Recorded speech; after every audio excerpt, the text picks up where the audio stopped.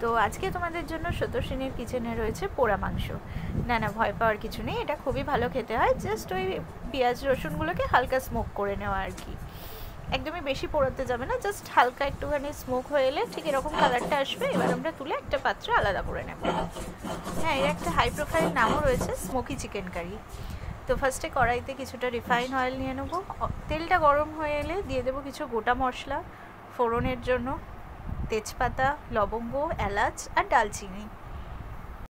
এগুলো থেকে হালকা একটা অ্যারোমা বেরোতে থাকুক, আর ততক্ষণে আমরা পেস্ট করে নেবো স্মোক করে রাখা ইনগ্রিডিয়েন্টসগুলো।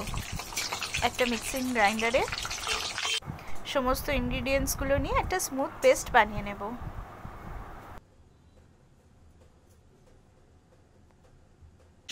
ব্যাস, এবার আমাদের পেস্ট রেডি হয়ে গেছে। এবার আমরা কড়াইয়ের মধ্যেই পেস্টটা অ্যাড করে দেবো। পেস্টটার কনসিস্টেন্সি ঠিক এরকম আসবে। পুরো পেস্টটা দিয়ে খুব ভালোভাবে এটাকে করতে থাকতে হবে। তো এটা ফুটতে থাকবে আর আমরা একটা গুঁড়ো মশলার পেস্ট রেডি করে নেবো। ইউজ করে নেবো 1 টেবিল স্পুন কাশ্মীরি লঙ্কা, 1 টেবিল স্পুন জিরে গুঁড়ো, ধনে গুঁড়ো আর হলুদ গুঁড়ো। অল্প একটু জল দিয়ে খুব ভালোভাবে একটা পেস্ট রেডি করে নেব।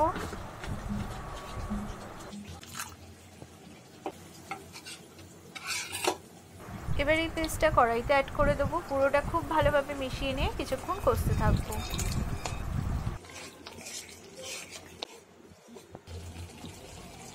5 to 10 মিনিটস পর অ্যাড করে দেবো ম্যারিনেট করে রাখা চিকেনগুলো। আমার এখানে চিকেনগুলো নুন লেবু দিয়ে ম্যারিনেট করা ছিল।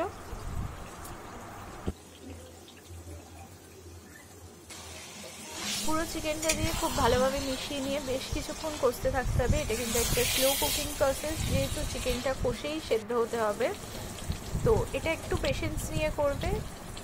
এই স্টেজেতে অ্যাড করে দেবো স্বাদ মতো নুন।